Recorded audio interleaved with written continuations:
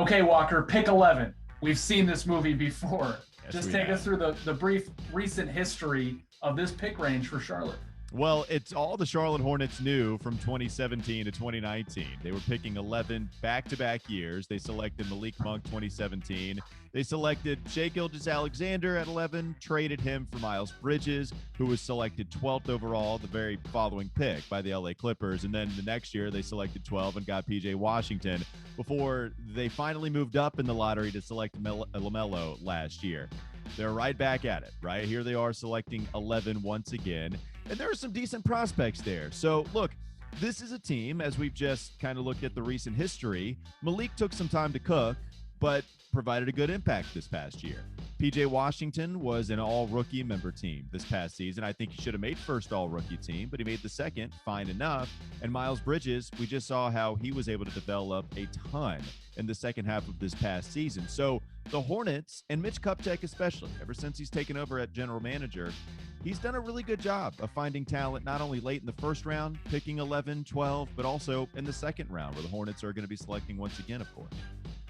Walker, before we get into who might be in that range in this year's draft class, what does this Hornets team, as it's currently constructed on the trajectory that it is on, what does this team need out of an 11th overall pick?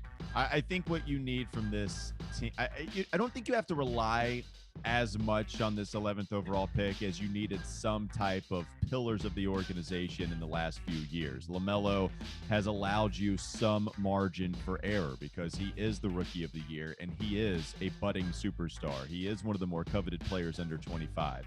Yet you still need to find ways to add your role players and see if they have a high ceiling. You know, maybe you can find your Shai Gilgeous-Alexander, your Donovan Mitchell, one of those guys to put alongside a LaMelo. That's how some of these small market teams move up. For instance, the Denver Nuggets, they draft so many guys later in the first, or their MVP, Nikola Jokic, in the second round. We can go to Utah, Rudy Gobert, 27th overall. Donovan Mitchell, 13th overall. You know, it happens, and it happens at more frequent a rate than you might think. And so, yes, it would be great for the Hornets to strike gold in this 11th overall selection, but you also just have to find somebody that gets to a second contract and makes some money there. Somebody that deserves more money in their second contract and can provide some real impact. All right, so let's talk about some specific players that you might have your eye on if you're the Hornets picking 11th.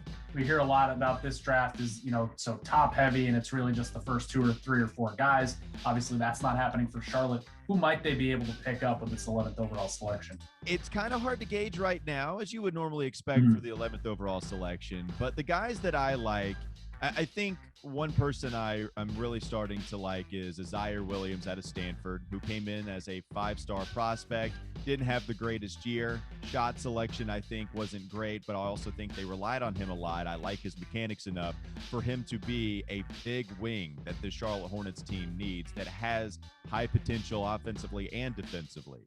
There's a huge clamoring for a need of the big man, right? So maybe you start to look at the 5 spot at the 11th overall selection. There's a Alperen Sengun from Turkey. There's a Usman Garuba, who is a defensive specialist, could be the best defensive player in all the NBA draft. Smaller center, but has more than a capability of playing at that spot effectively.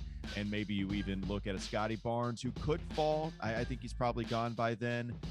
But yeah, it's going to be hard to gauge. Yeah, I think Sengun, Garuba, and Isaiah Jackson of Kentucky, and a guy like Zaire Williams is somebody I really do like that could be there at 11 for the Hornets. And if the Hornets take some of those guys, I will consult you on the names because you nailed those. Yeah, thank well you. Done, I mean, at least as far as you know, I have no some idea. confident. Yeah, I don't either. But if you're going to give me compliments for it, then fine. Just don't come at me if I'm wrong. Walker, every draft pick is a trade asset. So what could the Hornets use in terms of a package with that 11th pick? Like where could they use that and how? Yeah, I think if you look at the value of the 11th overall selection, it's not going to get you a package with a younger player up to the top 4. For instance, if you really had your eyes on one of the top 5 guys, top 4 guys in this draft, as you mentioned, those are where all of the probable all-stars are going to be, right? That's the prospects that you feel the best about. If you're looking to get in that top 5 range, an 11th overall selection on top of maybe a solid player and a future first round pick, that gets you up there along with some filler coming back to you. It's a nice enough trade piece, just like any kind of first round selection. You can get these things protected, and you talk about top 8 protection, anything like that. It's a nice enough trade piece. If the Hornets were interested in moving up, then it would carry a decent amount of value to do so, but not standalone value. You're certainly going to have to attach some more things to it if you want to make a real splash in this NBA draft or future NBA drafts, or I should say players that could help you win right now that are already out there. Walker Mehl from Locked On Hornets. You can follow his coverage there from now through the off season.